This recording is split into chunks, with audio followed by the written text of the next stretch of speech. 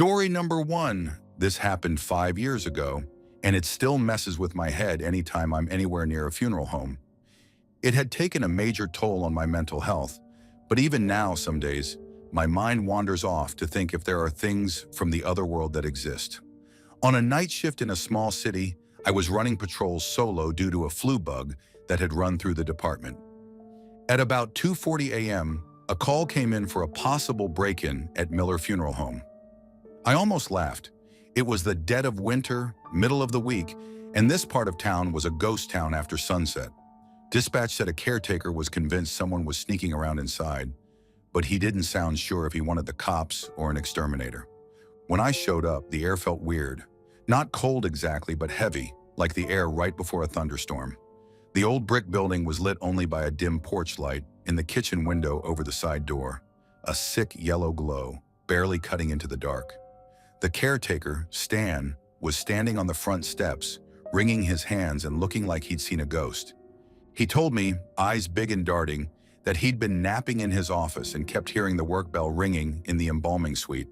Said it rang 3 times, always with long gaps, like someone was playing with him. He swore there was nobody inside except the dead.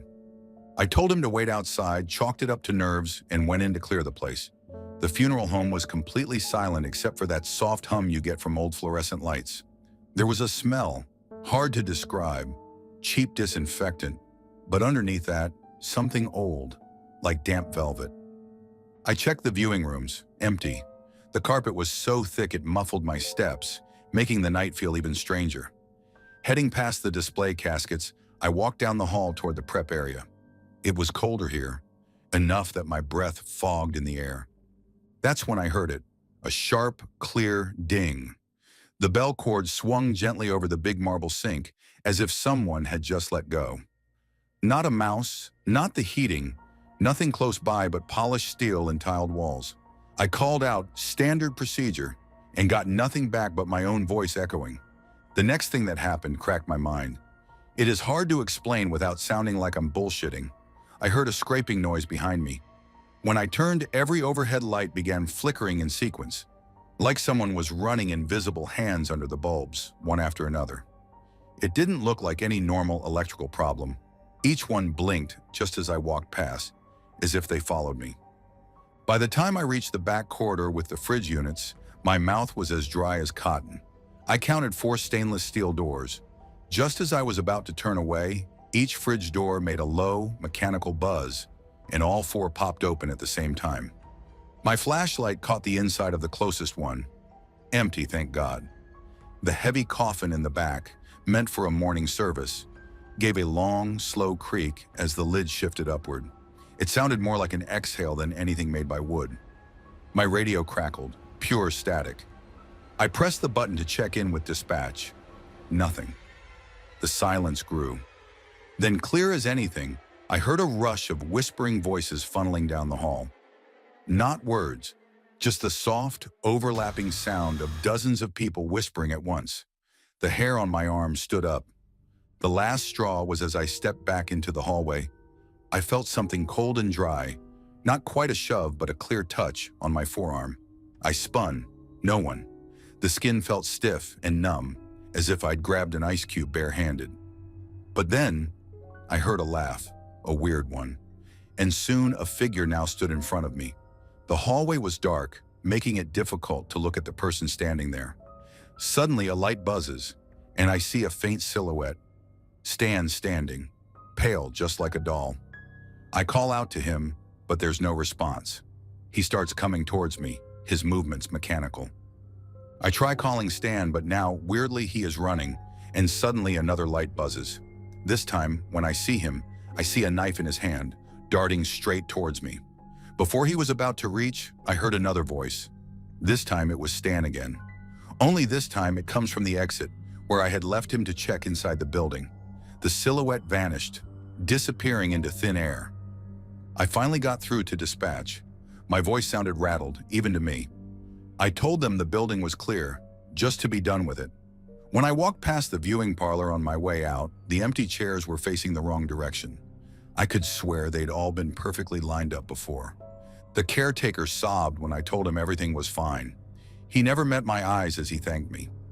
Just out of curiosity, I asked him if he had gone inside, but the answer was a clear no. He was still shaking a little when I came out. The question still remained unanswered. Who was it? Or what was it? After that night, I started to hear stories.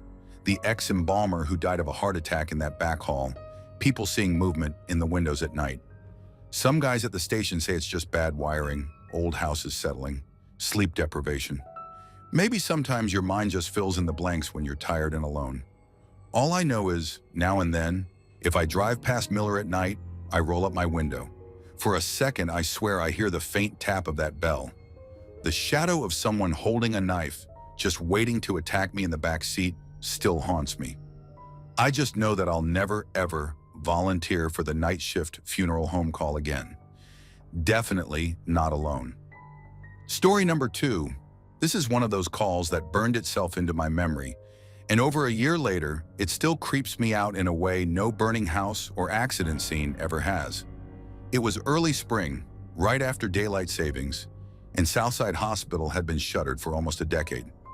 It used to be the main ER for this part of the city until they found black mold and built the new one downtown. The building's been scheduled for demolition about 15 times, but it never quite happens. It was February, the cold kind that gnaws at your cheeks even inside the cab of the engine. It was a little past midnight, and I was leading the crew that night, heading out after dispatch got 2 separate calls from the area reporting heavy smoke, alarms blaring. The calls came in maybe 10 minutes apart, but both callers hung up before giving much detail. I figured we were in for another empty search, probably just pranksters again. We pulled up in front, the lot choked with snow and old tire tracks. I swung out with a flashlight before the rest of the team was even done getting their gear on. I volunteered to check the interior alone since it was routine and supposed to be empty. Wish I hadn't. The front doors were chained from the outside, but a side entry was busted open and half frozen. Inside, the temperature felt much warmer, humid, like someone had been running the showers. Biting cold air outside, sticky inside. That always sets my nerves on edge. The first hint something wasn't right came when the main fire alarm strobe started pulsing, the sound so shrill it rattled in my jaw. The halls were all industrial green tile, and the lights flickered overhead, fighting through the dark. I yelled out, "Fire department! Anyone inside?" And waited, not expecting an answer but out of habit. My boots echoed. I smelled smoke. Not real, thick, choking smoke, but a thin, acrid tang, as if somebody had burned a pot of coffee an hour ago and let the stink linger. I worked my way down to pediatrics, following the sooty streaks smeared in fat, greasy lines on the pale tile walls. Something about the way they curved and twisted didn't sit right, almost like handprints, but too big and stretched out. I swept each empty room, toys and art supplies left on the counters, gathering dust, the clock on the wall frozen at 11:20. Then the alarms shut off. Total silence slammed into my ears like a punch, so intense I stopped in my tracks, lightheaded. It only lasted a breath. Then the alarms snapped on again, even louder, and the hallway lamps all started stuttering violently. It spooked me a lot, and then each of them died, together, plunging me into patchy, unsteady dark. My flashlight flicked and stuttered, but it still worked.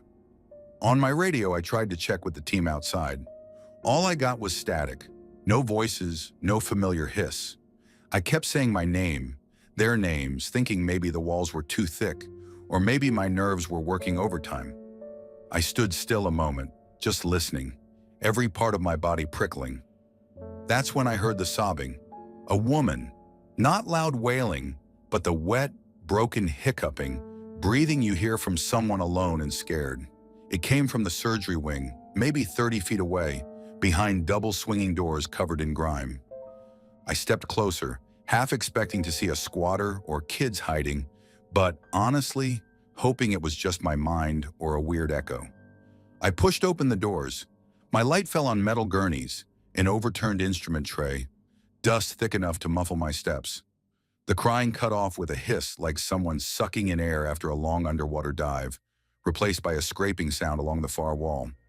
Then my flashlight beam caught something that nearly made me drop it. A faded child's drawing, pinned to a cork bulletin board, the ink smeared so fresh it glistened, as though someone's wet fingertips had just dragged across it. Every nerve in my body told me to run, and still I couldn't. I stood there, curiosity piquing as I tried to touch the drawing, but before I could, I felt someone's hand on my shoulder, firm and pressing. I stood still. It felt as if someone had sucked all the air out of my lungs.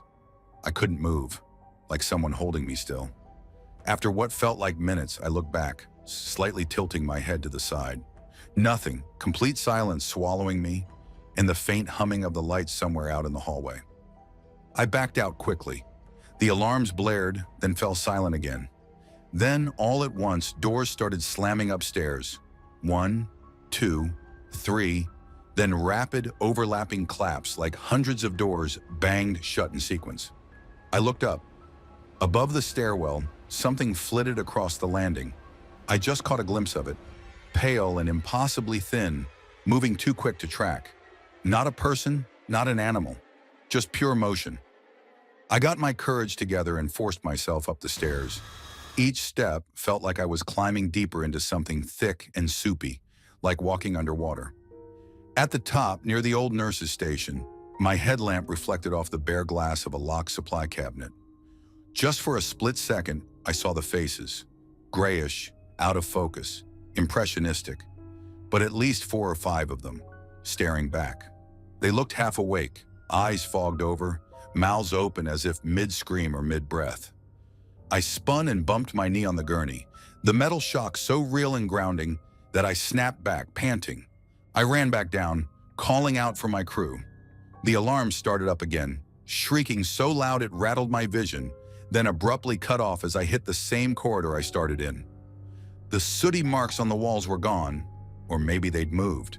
I couldn't find the same shapes. I bolted out into the frigid night, where my breath felt sharp and clear. No more hospital humidity, no alarms. Before reaching the entrance, I stopped midway. It was as if someone had held my legs. I swear to God, I tried my best but couldn't move. Things started getting blurry, and the next thing I remember is someone trying to wake me up outside the hospital. I asked if anyone had heard anything. The rest of the crew said the alarms never sounded outside. They said my radio never squawked. And I was lying outside the door of the same place where I heard a woman's cry. Later, the maintenance guy said all the hospital's wiring was disconnected years ago, that the alarm should be dead. Maybe it was some old backup battery or a squatter messing with the panel deep inside. Maybe I was too tired or my nerves got the best of me. But I know the smell, the sounds, the faces. Every month or two, the calls keep coming in. Alarms, smoke, weird lights. I never volunteer to be first in the door now. Sometimes, just before I fall asleep, I hear the faint echoes of sobs. A woman crying in a corner, sometimes right beside my bed near my ears. Suddenly, turning into a high-pitched shriek of the fire alarm, impossibly distant, echoing in the corners of my room. Story number 3. I've worked emergency response along the state highways for 13 years. Most nights bleed together. Sirens, slick roads, the copper tang of blood or gasoline knocked loose. You learn to keep your emotions in check if you want to sleep at all. But sometimes, especially down on Route 3 where the willow swamp stretches for miles, things stick in your mind and gnaw at the corners, refusing to let go. There's one call I can't shake, even now, especially when it rains. It was a Friday in August, the kind where the rain comes down in sheets and the air feels tight. Dispatch called about a 2-car wreck near the S-curve above Blackwater Creek. My partner Karen and I knew the place. The stretch just before the rusted iron bridge, barely 6 feet above a flooded swamp thick with cattails and old tree roots. Local kids claim the land's cursed. Some say you can hear drowning voices out there on moonless nights. I'm not big on superstition, but that night I learned some things can slip through, whether you believe it or not. We got there as fire was prying open a red sedan, the front end buried half deep in slick, sucking mud. A teenage boy was already hauled off, shivering in the ambulance, mumbling nonsense, eyes darting out the windows at nothing. The other car, a silver hatchback, was upside down in the culvert, crushed. Mist layered the scene, drifting low, almost alive, swirling in the blue flash of emergency lights. The smell hit me then. Not just rain and oil, but something sour and old, like pond water gone bad. The mosquitoes were thick tonight, but there was another prickling on my skin too, crawling on my scalp. I sloshed toward the ditch, mag light barely cutting through the reeds. The ground sucked at my boots, too cold for August, and every shadow felt like it might reach out. When I slipped, my foot hit something soft and bloated. My pulse jumped, just an airbag. Yet for a split second, it gave under my weight as if fingers might be pressing back. The inside of the hatchback was crushed and cold. The driver, a woman in her late 30s, sat crumpled over the wheel, skin pallid and lips blue. I could have sworn just as Karen and I pried her loose, her arm twitched. Violation of rigor at play, I told myself. But her flesh was clammy and almost slick, like something fished from too deep water. Coroner's job from there. We started marking the scene. Protocol even when the rain cut visibility to nothing. The storm got heavier, a constant whispering hiss. I heard Karen call out behind me, but her words were muffled, swallowed by the hush of the rain and the soughing wind. Then as I climbed the embankment, my headlamp caught a flicker. Movement at the tree line. A woman. She trudged clumsily along the road's edge, head bowed, her hair hanging slick over her face, clothes soaked through and speckled with mud. Something about her gait was off, too heavy, legs dragging as if through thicker water. She moved like she was on strings that might snap. I called to her, figuring she was either a survivor or a bystander in shock. She didn't react. When I called the second time, she stopped, water dripping from the ends of her hair with unnerving regularity. My skin itched, and not just from the bugs. Rain streaked down, but didn't seem to touch her, as if sliding off some unseen barrier. I sloshed after her, chill burrowing into my bones. 20 feet away now, close enough to see how her dress stuck to her like wet tissue, grayish and clingy. That's when I realized, in a gut-sick moment, she was standing in the ditch, water up to her knees but the surface perfectly smooth.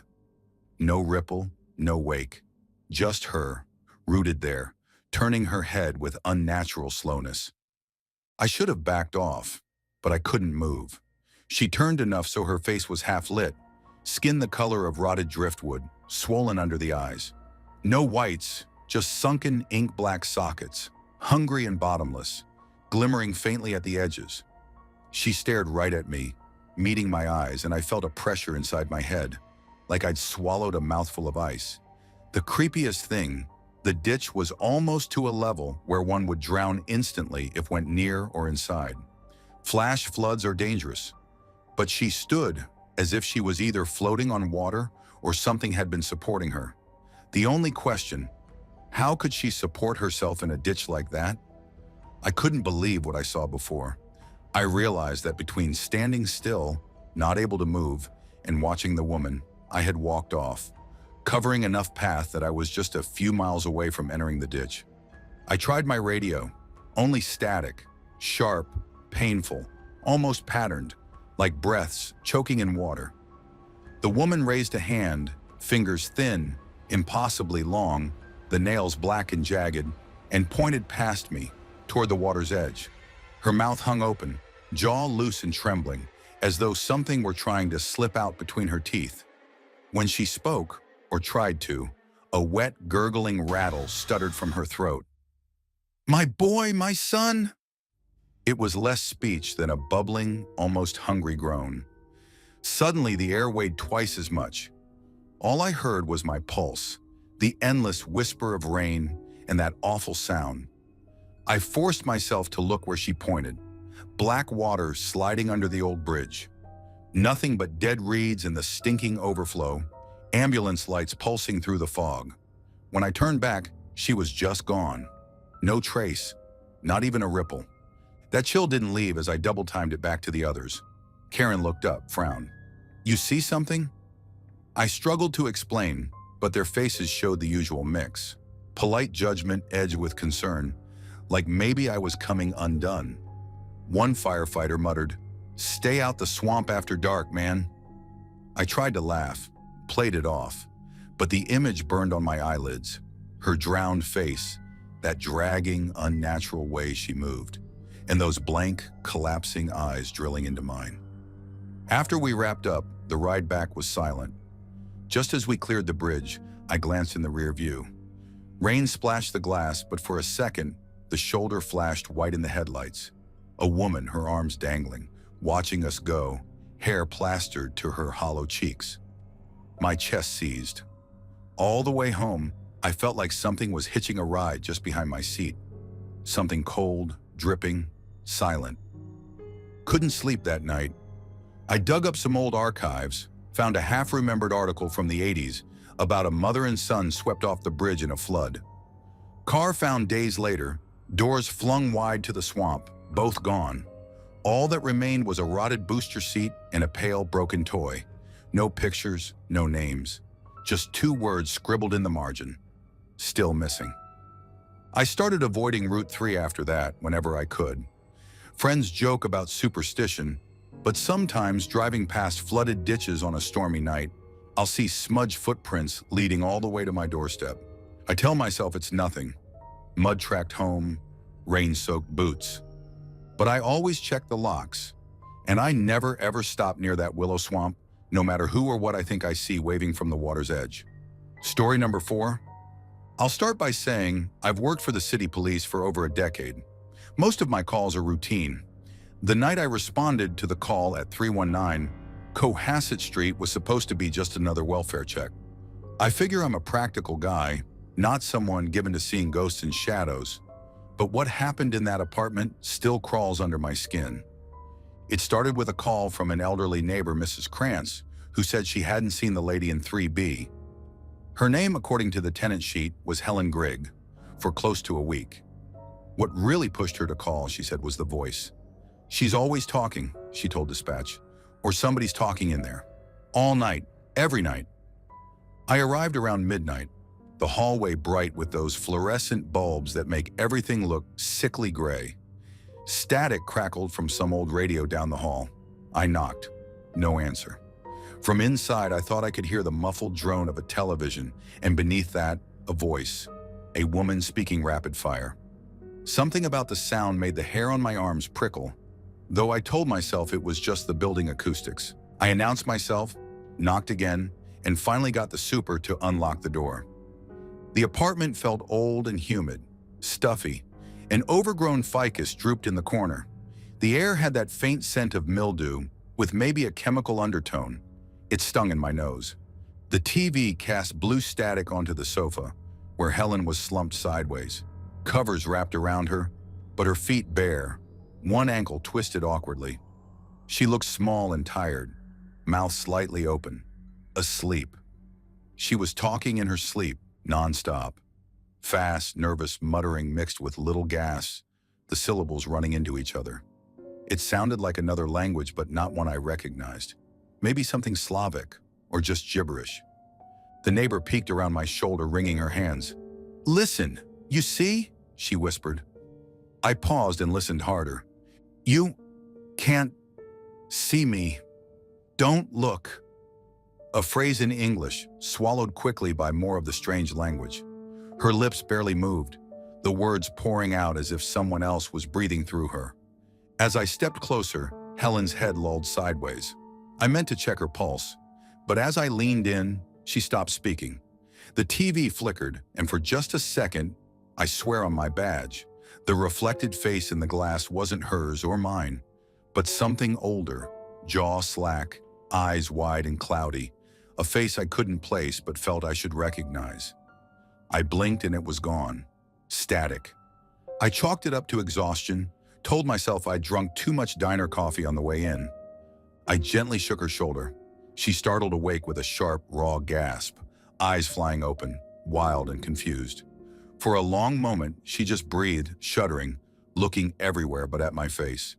I asked if she was okay, tried to explain the call, but she acted like she didn't understand. "I live alone," she eventually said. "Nobody comes here." Her voice quivered. She sounded exhausted, trembling all over, and sweat glistened under her hairline. After a minute, I called for medical, but she refused, said she was just tired from work and too many sleeping pills. The neighbor couldn't see anything as they stood outside and left, grumbling about the devils in the tongue. I finished my welfare check, water running in the kitchen, half-drunk teacups, door dead-bolted from inside, and filled out a quick notepad. My radio crackled as I left, and I noticed this was the first time in my career it happened inside a building. The frequency hopped by itself, landing briefly on an open channel where I heard just the hiss of breathing, slow and heavy, before static returned. I fiddled with it, then shrugged it off. That night I went back to my apartment and crashed. I figured it was over, but it wasn't. I woke up at 3:17 a.m., heart hammering, sheets drenched in cold sweat. I didn't remember any dreams at first, just a feeling like I'd almost drowned. But as the night went on, flashes came back. Me, standing in a dim apartment, carpet squelching under my boots. Shadows pooled everywhere except for the blue strobe of a TV. From behind me, I heard a voice murmuring my name, but wrong, drawn out as if someone was learning to say it for the first time. And then I saw Helen, standing, or maybe twisted in a way in front of my bed I can't even explain. I have no idea if it was real or if I was still dreaming. The image of her in front of me while I was lying on my bed, in that weird position, haunted me, crept under my skin, felt too vivid for a dream. The next day, while making coffee, I spotted a bit of dark grime under my fingernails. Looked like mildew, with a faint, sweet, sour scent like in Grig's apartment. I scrubbed it off, telling myself it was coincidence. Back on patrol, I got called to a minor traffic accident. While writing up the report, I glanced at my reflection in the window. For a split second, my eyes looked clouded, my jaw hanging a little loose, like in Helen's apartment. I blinked and everything went back to normal. 3 days later, the desk sergeant handed me another welfare check for 319 Cohasset. "Neighbor says the talking's gotten worse," he said, not meeting my eyes. This time I went alone. The hallway was quieter but colder, like someone had left the windows open. I knocked and knocked. No answer. When the super opened up, the apartment was empty. She'd cleared out but left everything except the bed sheets, which were soaked in sweat. Mug on the table, TV dark. I could still smell that stale chemical tang. On the TV screen was a greasy, smeared handprint. My own hand, brushing over it, came away sticky as if with syrup. I searched the place. No sign she'd taken anything. Door was locked from the inside. The super shrugged. Some folks just walk away. I stood there just listening. I swear I heard a faint whisper, just at the edge of hearing, my name, then a shuddering sigh. I spun, but no one was there. A neighbor peeked out, frowned, then shuffled off. It was just me in the apartment, the super long gone, maybe for a cigarette or no interest. And that's when I heard a noise coming from the bedroom. I went in to check, but there was nothing, no one, except me standing in front of the bed. I decided to check the room just in case duty calls. Everything was fine, at least that's what I thought, before suddenly I tripped on something and landed straight on the bed. I tried laughing off, but then everything changed. I saw her, Helen, standing in front of the bed, exactly like I had seen in my dream. Me lying in the same position and her in that same twisted position. It was as if I had been reliving the dream, or I never woke up from the dream. I tried to get up but couldn't move. It was as if someone had glued me to the bed. Helen, still standing, her face covered with hair, was speaking something.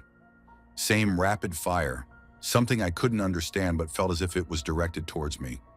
I realized that I had been still, almost like a corpse, and just when I blinked, everything vanished, back to normal. I stood up fast and left the apartment as quick as I could. I still have dreams about 3B. Sometimes in the early hours, I wake up to hear a voice in the next room, muttering in some broken foreign tongue. I haven't seen Helen Grigg again. Records show her lease is still open, her bank account untouched. Sometimes when my shift takes me past Cohasset, I see her window. The light is always on, and through the window, I see her standing, looking down at me, maybe a weird grin spreading through her face. I had checked again with the neighbors and super, nothing. told me they haven't seen her since after. She never returned, or maybe she never left. I've told myself it's just stress, just sleeplessness, just coincidence. But if you ever go to 3B and you hear your name from behind you, don't turn around. And whatever you do, don't fall asleep in that apartment. Story number 5. This job has put me face to face with every kind of human darkness, and half the time, the creepiest thing out there is people. Still, there are some nights that keep chewing at the back of my mind. This is one that does, maybe the only call I've ever had that makes me question what I thought was possible. It was late April, one of those nights where the city feels sleepier than usual. Overcast, humid, and too quiet. The only sound was the occasional gust rattling the metal street signs. I was 2 months into being out of field training officer, on my own for the graveyard shift. At 4:08 a.m., I got a silent alarm notification at the Logan Mini Mart. Not a big surprise. The area is full of night crawlers, and that store's gotten hit a half dozen times. Pulling up, everything looked still. No cars out front, no sign of forced entry except for the front door. Pushed inward and hanging a few inches open, chimes tinkling with every breeze. My breath fogged as I stepped out, which made no sense since it was 50 degrees that night. That should have tipped me off. I announced myself on the radio, took a quick scan of the parking lot, and moved in. I felt the change the second my boot touched the linoleum. A pressure, or maybe just the stale chemical smell of cheap cleaning fluid and long-shut AC. The harsh fluorescent lights flickered, casting faint shadows that didn't line up with the aisles. That's when I noticed it. A thin, twisting trail of blood droplets, reddish-brown and fresh enough to glisten, running from near the register all the way down aisle 3. The drops were spaced out, landing like heavy rain, but with odd patterns. Some smeared, some perfectly round. My heart rate picked up. I called in for backup just for protocol, goosebumps spreading up my arms. Following the trail, I passed the candy racks and cold drinks, all untouched, and saw the trail just stopped. Abruptly, no wipe marks, no pools, just a glossy dot hanging in mid-aisle on the white tile. Gone as suddenly as if the source had been sucked up into the air. I scanned everywhere. The shelves under the heavy wire racks, the narrow strip between the fridges and the mop sink. Nothing. No footprints, human or otherwise. The drop at the end was thick, like it had welled up and just stopped. Before I could process that, something crashed in the stockroom. It was sharp, metallic, and rang with the echo only empty spaces have. Cold swept down my back, even colder than before. I drew my weapon, stepped through the battered swinging doors, and immediately saw a heavy freezer, one of the big industrial types, cracked open just an inch, a web of mist crawling out over the greasy tiles. I shut off my flashlight, expecting to see someone hiding. No one. The freezer was humming, but there was a film of frost on the handles, running down to the floor in strange vine-like lines. Just as I leaned in, the room got noticeably colder. My own breath hung in the air. I heard a faint humming, almost a song, maybe the fridge compressor, or maybe not. Then, something caught my eye on the metal shelf beside the freezer. A small mound of loose change, stacked into a wobbly tower, each coin separated by a smear of blood. That wasn't there before. The top coin vibrated, fell, and spun a perfect circle before stopping right at my boot. My body was telling me to get out, but training kept me methodical. I checked every angle. The mist from the freezer drifted right across my knees, snaking and lifting as if reaching up. My palm tingled and went numb where the mist touched it. It felt like a stretch of dry ice, cold and burning all at once. I called the incident in, and the dispatcher's voice sounded weird, tinny, far away, like there was background static. I thought maybe it was just my adrenaline. My backup said he was 5 minutes out, but I was drenched in nerves as if hours were ticking by. Moving back through the store, I made a sweep for cameras. There was a monitor behind the counter, the screen filling with snow static and then flickering clear, showing only the freezer door and a shifting shadow sliding along the glass, thick, low, and then gone. No one there when I looked up again. The screen glitched and returned to static. I stepped out to the sidewalk to try and clear my head. breathing in air that felt damp and a little gritty. That's when I realized I had a streak of blood drawn across my outer wrist, smeared thin like something had grabbed me. My gloves were still on, clean. I hadn't leaned on anything, hadn't brushed against shelves or displays. It was just there, raw and cold to the touch, as if I'd brushed against a leaky vein. By the time backup pulled in, the blood trail inside was gone. Every drop, the tile looked mopped. I checked the freezer one more time. Mist and coins gone, door softly shut and locked. The humming had stopped. My partner checked my wrist and said it was nothing, just a scratch. Over the next week, I studied the security footage alone. I knew better than to tell my fellow officers would only get me laughed at. Most of the night was blank. At 4:08 a.m., the moment I entered, the tape skipped, a green flash, and then 5 minutes vanished from the record. The only frame left in that window was of the blood trail, visible for a split second before dissolving into the empty white glare of the store's lights.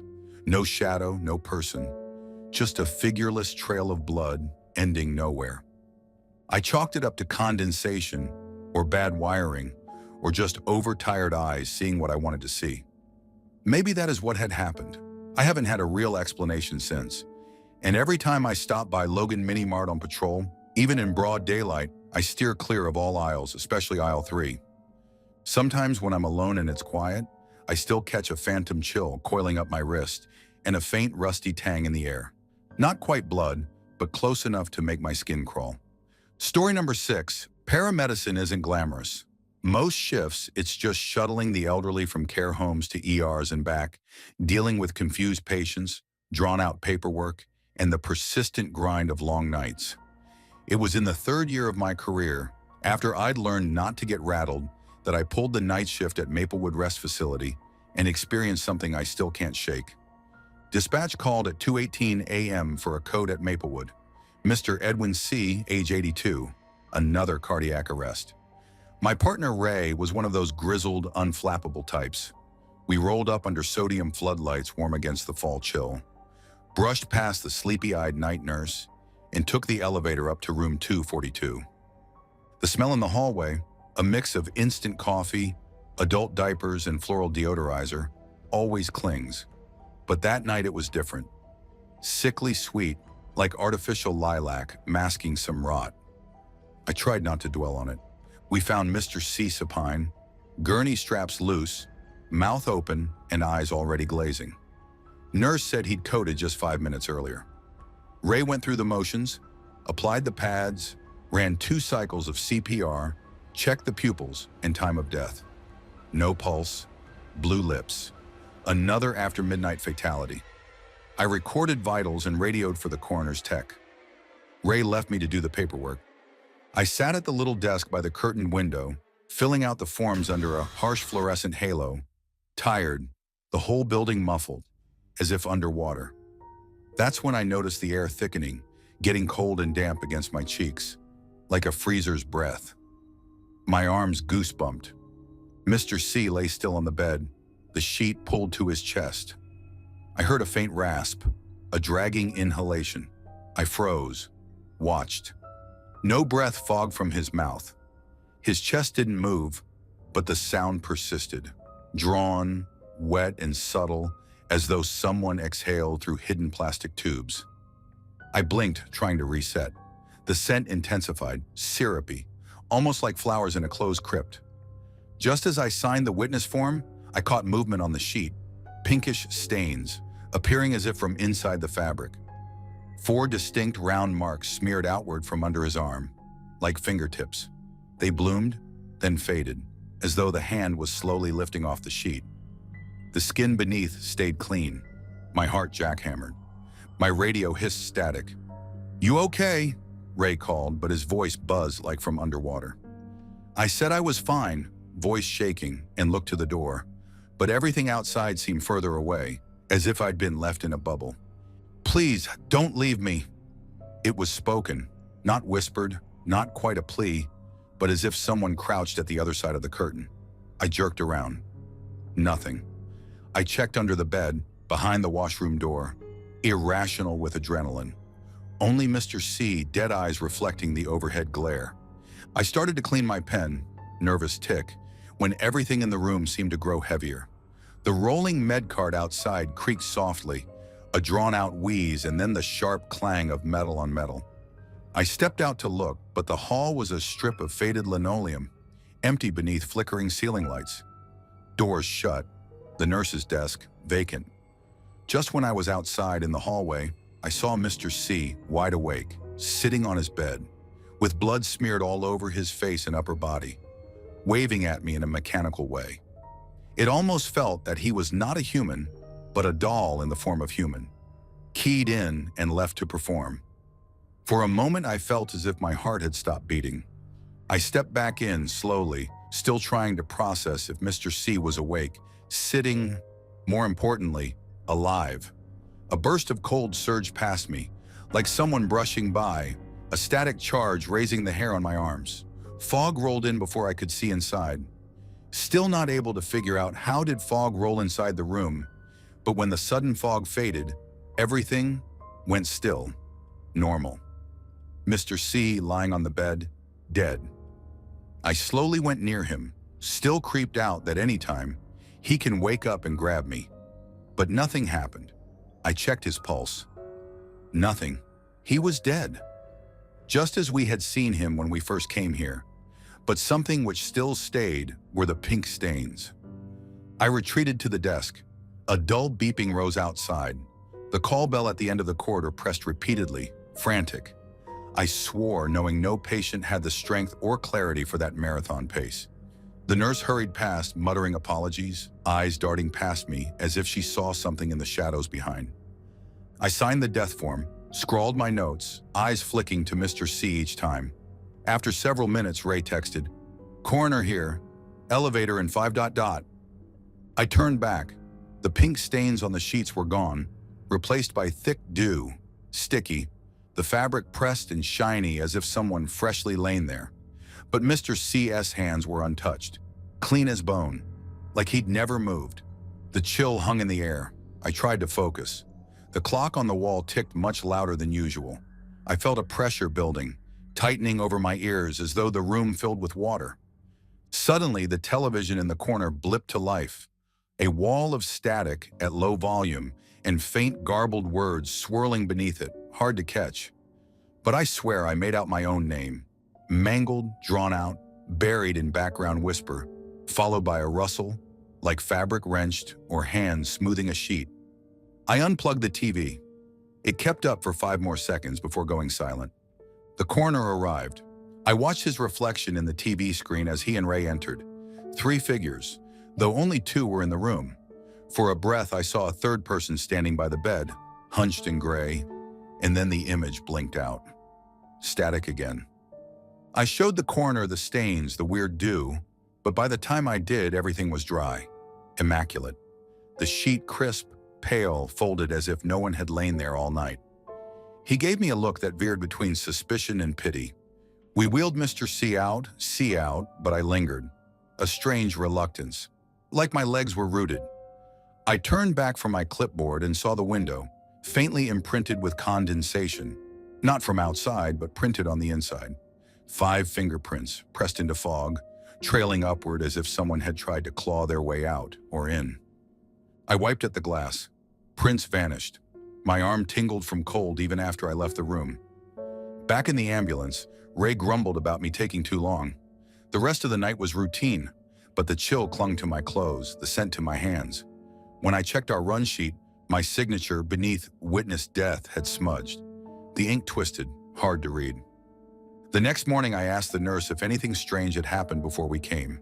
She only stared, then finally said, "Don't know much if it's true or not, but hallway gossips and rumors. This room, people see things, smell things. Sometimes the bed's wet when no one's been there all night." She shrugged, forced a smile. When I got home, I scrubbed my hands raw. For days, I caught the scent of lilacs and cold metal in my apartment. And sometimes, late at night, I'd hear a dragging breath just over my shoulder. When I'd look, there'd be nothing but a cold spot in the air. I tell myself it was exhaustion, chemicals, stress. Only the clock knows how long that patient lay there, or who else did. And sometimes in hospital corners when I'm alone, I still hear it. Heavy, wet breathing, whispering, "Don't leave me." And I can't help but wonder, when the body vanished from the sheets, who it was that left.